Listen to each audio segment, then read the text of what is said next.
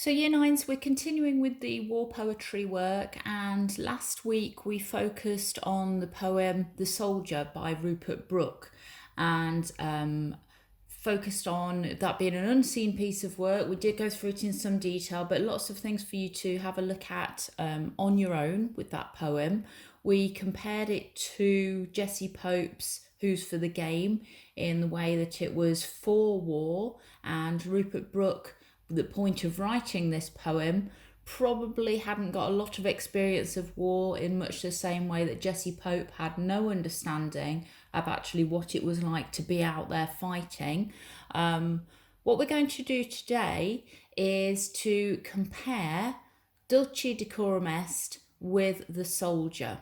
Okay, so Dulce Decorum Est, you'll remember, by Wilfred Owen, very much anti-war. Wilfred Owen really trying to get across the harsh reality of what war was like, whereas The Soldier, very, very different to that. So we're going to start off with a table, and I want you to focus on filling in this table for these two poems that we've studied in quite a lot of detail. So firstly, we're going to put about the content, so what the poem is actually about. At this point in the table, you're just making notes, so go back to all of the work you've done, have a look and write down some notes about the content of Dulce et Decorum Est and the content of The Soldier.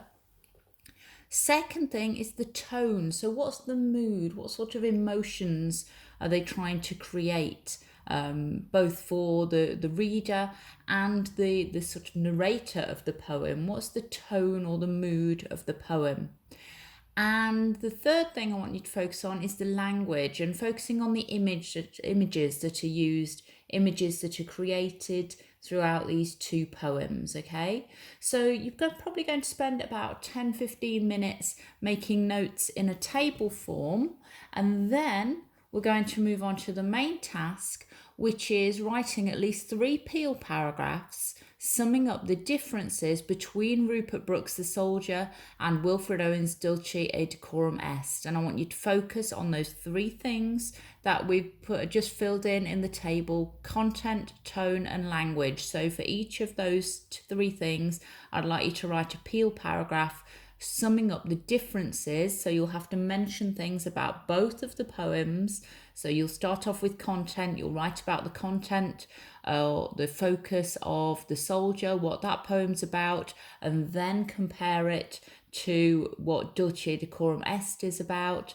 The same for tone and the same for language.